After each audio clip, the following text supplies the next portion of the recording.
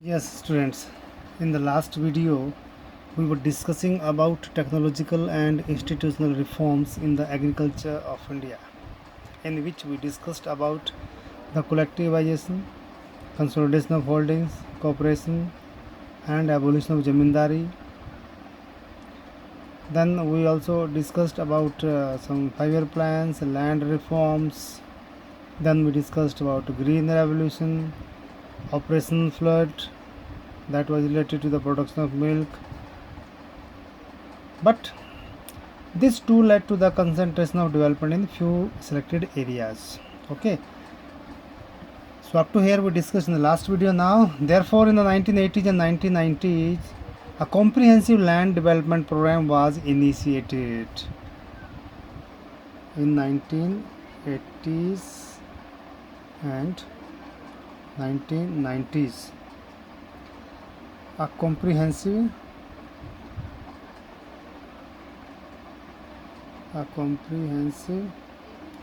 land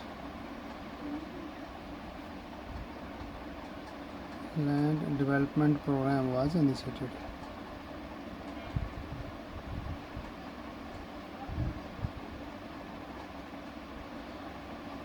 Okay, so it included both technological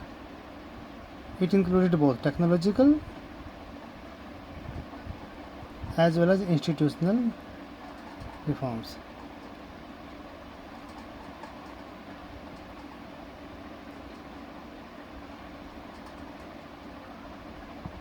Okay, so both the reforms were initiated in this comprehensive land development program. So in this program, provision for crop insurance against drought. So it was provision of crop insurance. Okay, so provision of crop insurance against drought, flood, cyclone, fire and disease. Then establishment of Gramin banks.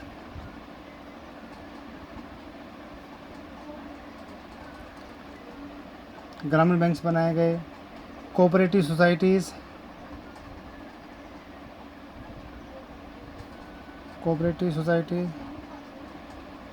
okay.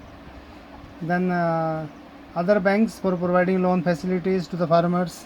Other banks like NABARD. I hope you might have heard this name, NABARD. NABARD is a national bank.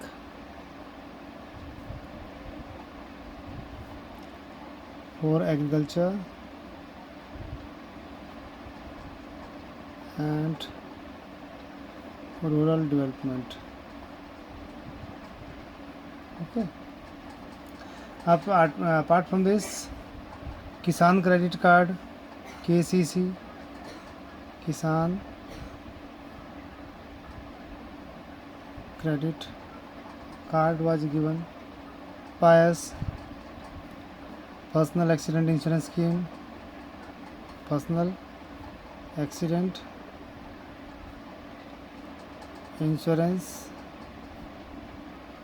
Scheme. Okay, lot more apart from these which are given in the book. A few more can be quoted over here, like ICAR, Indian Council of Agricultural Research. Okay, ICAR के अलावा CSSRI, Central Soil Salinity Research Institute is in Karnal, Haryana. NDRI, National Dairy Research Institute. Kajri, CAZRI, Central Arid Zone Research Institute. It's in Jodhpur. Okay.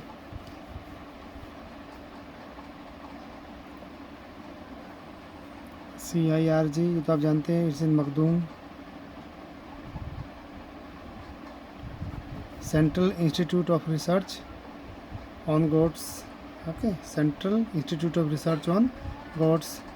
Then Central Aviation Research Institute, CARI, Central Avian Research Institute, Central Avian Research. It's in Ijat Nagar. Okay. इसके अलावा आप central institute for cotton research, CICR, central institute for cotton research, I think it's in Nagpur, Maharashtra. So many can be quoted over here. NSC, National Seed Corporation.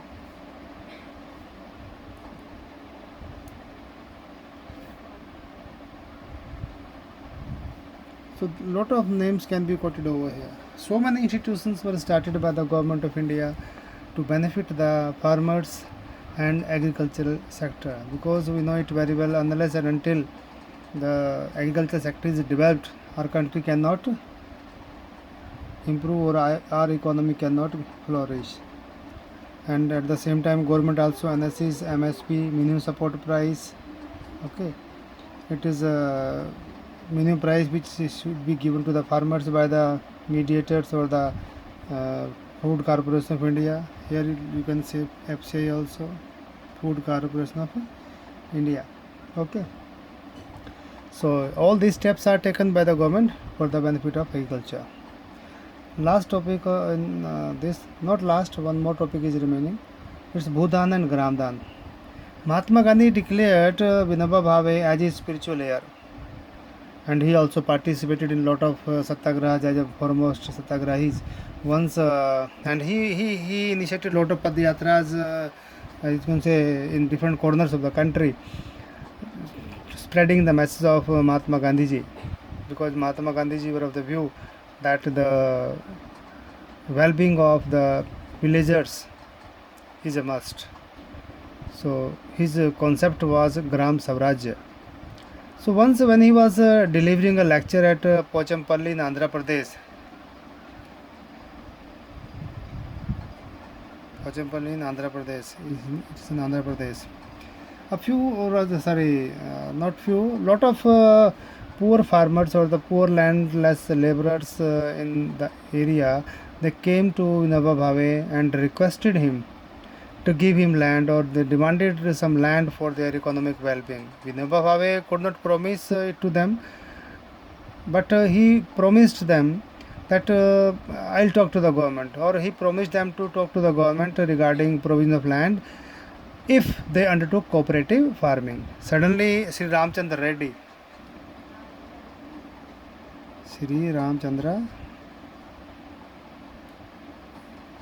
Reddy, he stood up and offered 80 acres of land to be given 1 acre land to individual farmer. Means he offered 80 acre land to 80 farmers if they are ready to plow it. Okay. So this act of Sri Ramchandra Reddy is known as Bhudan, land donation. Later he travelled and introduced this idea in the other parts of the country, and a lot of zamindars and owners of many, who were owners of many villages, they offered to distribute some villages among the landless, and that was called Gramdan. It was called Bhudan. Okay, that was called Gramdan. So lot of zamindars got ready to donate land, villages to the farmers, though it is said that they were not benevolent enough or they were not kind enough to donate the land, rather there were some other reason behind that. And however, lot of landowners chose to provide some part of their land to the poor farmers due to fear of land ceiling act. Land ceiling act, because as per land ceiling act, no farmer was supposed to have more than the you can say prescribed size of land holding. Suppose it was 10 acres, suppose, I am not sure, suppose it was 10 acres, so nobody could have more than 10 acres of land, suppose. Okay, so whatever the surplus land they had, part of that they decided to donate to the people, and earning a good name for themselves. Anyway, whatever could be the reason, but the result was that the poor farmers were benefited. Okay, so the last topic of the chapter is impact of globalization on agriculture. Impact of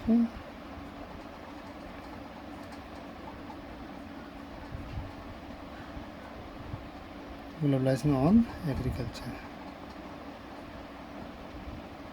This is the last topic of the chapter.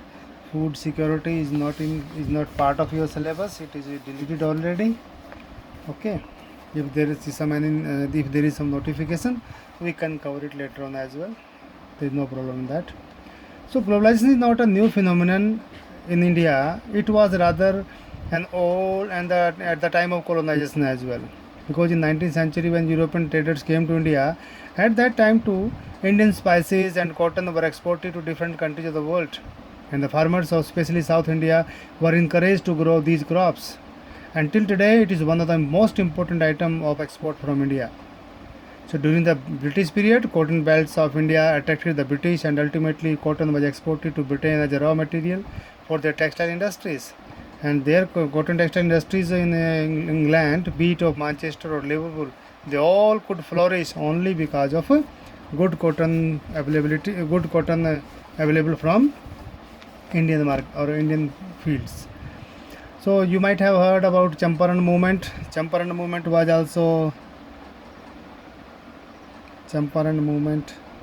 which was initiated by Mahatma Gandhi ji in the year 1917 in Bihar. So this was related to the growing of indigo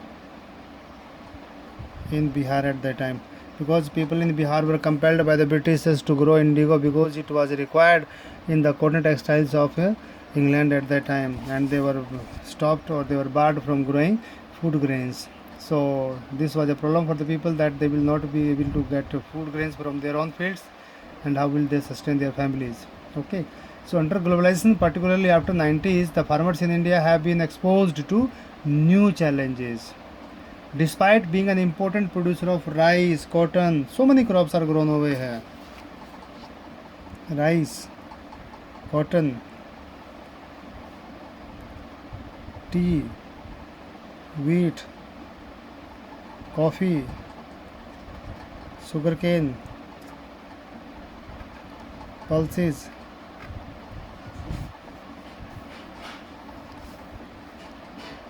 jute,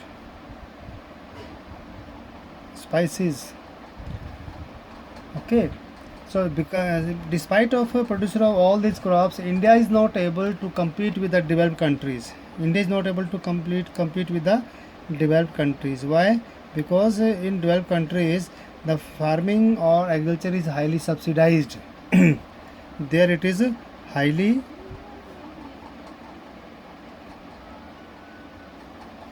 subsidized. Okay, and here the subsidy is removed, so this creates a problem for the farmers of India. Today Indian agriculture finds itself at a crossroad. To make agriculture successful and profitable, proper thrust should be given to the improvement of the conditions of marginal as well as small farmers. Whatever steps were taken by the government, like a green revolution itself has come under great scrutiny, because people now have started saying that the land is or the Indian land is losing fertility.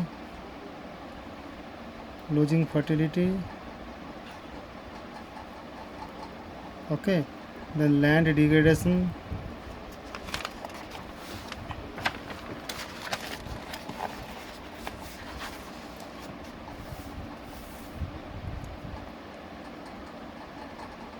drying aquifers, the water, underground water is going down day by day because a lot of water is consumed for today's agriculture, because we use high yielding variety of seeds, and it requires a lot of chemical fertilizers as well as water. Okay, so these days you can say the keyword today is gene revolution. If we are able to do something in gene revolution, that might be helping us to come out of this situation and do better for Indian agriculture. Okay, so genetic engineering is recognized as a powerful supplement in intervening new hybrid varieties of seeds. Okay, in fact, organic farming is also much in vogue these days. Lot of movements are going on that we should say goodbye to chemical fertilizers, and we should be you can say using more of the organic farming, organics, or you can say manures, doing organic farming in our country. Okay, so a few economists think that Indian farmers have a bleak future. Bleak future means they have nothing to do in future. Their future is blind. If they continue growing food grains on the holding, that grows smaller and smaller as the population rises. So India's rural population is about 600 million, which depends upon 250 million approximate, and that has rendered Indian person that he is having more less than half an hectare per person. So Indian farmers should diversify their cropping pattern from cereal to high value crops. In place of dependent on the cereals, they should grow high, you can say, value crops. High value crops means like vegetables and the flowers, fruit, some can say industrial raw material like cotton, jute, jatropha for making diesel. Okay, biodiesel. These days biodiesel is also in great demand. So trees like jatropha or jojoba, also jojoba. Okay, these can also be grown so that the farmers are able to earn comparatively more money from the same piece of land. As you know that food grains can be imported from other countries, as the countries of South America, and you can say Africa are doing, like Italy, Israel, Chile. They have given place to you can say high value products or high value crops than cereals. So it is a very debatable question whether we should grow more of the cereals or food, or you can say high value crops. Undoubtedly, in my opinion, there should be a good balance between the cereals and high value crops, because we cannot depend totally on the imported food grains, especially at the time of adversity, like as we are going right now, pandemic COVID-19. In this time, had we not been able to store our food grains, we would have been in a very bad conditions at this time. So we have to make a balance between the two. Okay, so this is all about the Indian agriculture. So I hope the things are clear to you. Thank you.